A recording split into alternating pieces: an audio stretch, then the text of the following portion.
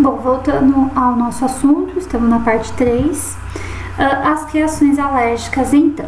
Então aqui eu tenho, né, um linfócito B, um antígeno. Esse linfócito B, ele vai, né, liberar aí imunoglobulinas, anticorpos, né? Então os antígenos vão causar a produção desses anticorpos, essa imunoglobulina tipo E. Esses anticorpos, o que eles vão fazer? Eles vão se ligar às superfícies de hematócitos e macrófagos e vão ficar lá. Quando a gente, né, tem contato aí, é exposto àquele antígeno que nós entramos em contato há um tempo atrás, né, então uma exposição aí posterior ao primeiro contato, né, uma exposição secundária àquele antígeno, os meus mastócitos já terão lá neles os anticorpos, e com isso eles já estão lá prontos para receber esses antígenos. Então o antígeno atua aí como uma ponte, tá vendo, ó? Ele faz uma ponte entre os anticorpos, né? E com isso a célula libera histamina e outros mediadores químicos, que é onde a gente tem então aqueles sintomas de alergia, de reação alérgica, né? Então a histamina, ela aumenta a permeabilidade dos vasos sanguíneos e o tamanho dos capilares. Então aquela região vai ficar inchada, né, e vermelha, ok? Então é assim que a gente, né, ocorre as nossas reações alérgicas. Uma vez exposta àquele antígeno, nosso organismo pode produzir aí anticorpos, imunoglobulina, e esses anticorpos vão ficar grudados lá em mastócitos e macrófagos, e uma segunda exposição vai causar aí essa alergia.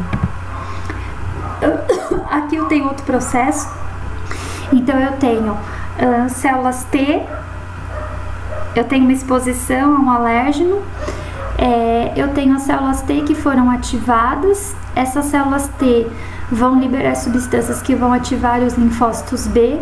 Esses linfócitos B então vão reconhecer esse antígeno e vão liberar aí, secretar, né, imunoglobulinas, aqui no caso a imunoglobulina E. Esses anticorpos então vão se ligar, né, aos mastócitos, né? Então aqui eu tenho um receptor para o anticorpo, para a imunoglobulina E, tá? E vai ficar então esse receptor ligado então a esse anticorpo, e quando eu tenho uma exposição repetitiva a esse alérgeno, a esse antígeno, eu já tenho então os meus anticorpos ligados aos mastócitos, lembrando que esse antígeno faz uma pontezinha, uma ligação entre dois anticorpos, e aí eu tenho a liberação de mediadores químicos, né? Então eu vou ter aí mediadores, uma reação aí imediata, né, depois de minutos exposta, e reações aí tardia, depois de 2 a 24 horas de exposição a esses alérgeno, tá? Aqui eu tenho um esquema então no meu mastócito, aqui eu tenho o receptor para o anticorpo, né? Aqui eu tenho o antígeno, e aqui eu tenho a desgranulação, lembrando que aqueles granulozinhos aqui dentro vai liberar aí substâncias químicas como histamina, por exemplo, né? E eu tenho aí essas substâncias causando então um processo inflamatório, causando coceira, vasodilatação daquele local.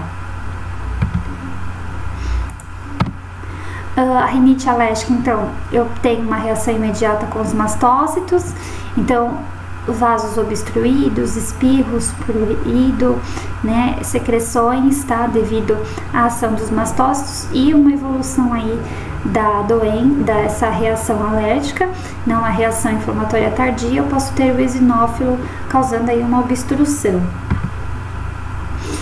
O basófilo, eles são, né, embora a gente não encontre ele, né, normalmente aí nos tecidos, eles são recrutados aí para os sítios inflamatórios junto com os eosinófilos, né? Os grânulos presentes nos basófilos apresentam mediadores similares aos mastócitos.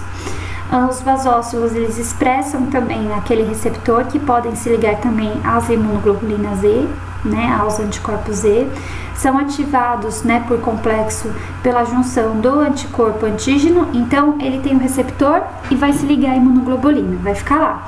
Quando ele acha um antígeno, a gente tem então a ativação desse basófilo, porque você tem a ligação do antígeno junto com o anticorpo que está nele. e aí você tem uma reação aí de hipersensibilidade que a gente vai ver também mais pra frente.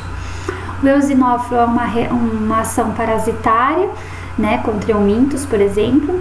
Ele é muito potente, né, em relação a isso, a essa ação que ele faz, e ele também pode reagir aí, ter reações alérgicas e asma, né? Então ele também pode reagir dentre as ações alérgicas e asma que nós temos.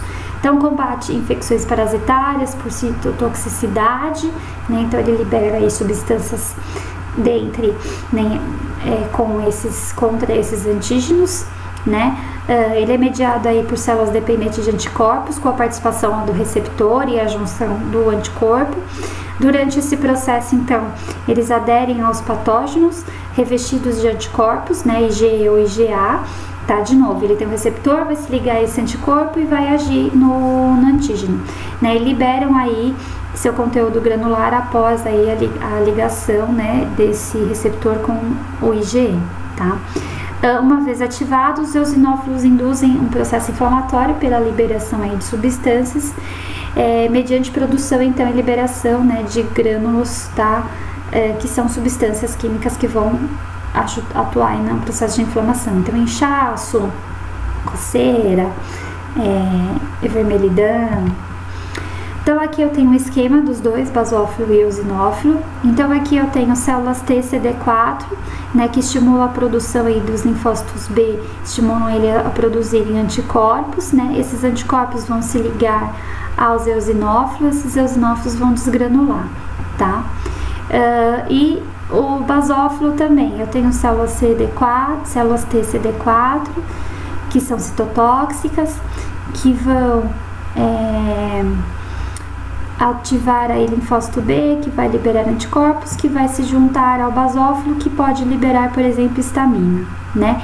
Então, os grandes grânulos citoplasmáticos dos basófilos, eles podem liberar aí heparina e histamina, tá? Os basófilos migram para o tecido participando de reações alérgicas, né, liberando aí essas histaminas, e são ativados aí por citocinas, por venenos de insetos, né, alimentos, medicamentos, tá? E por macrófagos. Os eosinófilos, eles também têm os grânulos lá, né, que podem liberar substâncias, tá? Proliferação e diferenciação ocorre devido à ação, né, de interleucinas e outras substâncias. A gente tem então a liberação dessas substâncias que recrutam os eosinófilos em reações alérgicas e parasitárias. Os linfócitos B, também chamados de células B, né? E quando ativados, eles proliferam e se diferenciam em plasmócitos, tá? E esses plasmócitos são células aí que vão secretar anticorpos. Então aqui eu tenho micro-organismos, células B virgem, certo? As células T vão liberar substâncias que vão ativar o linfócito B. Esse linfócito B vai começar a se proliferar, se diferenciar, né, em plasmócito, por exemplo. E aí esses plasmócitos vão liberar aí anticorpos e podem também liberar células de memória. Aqui eu tenho aí várias classes de anticorpos, né?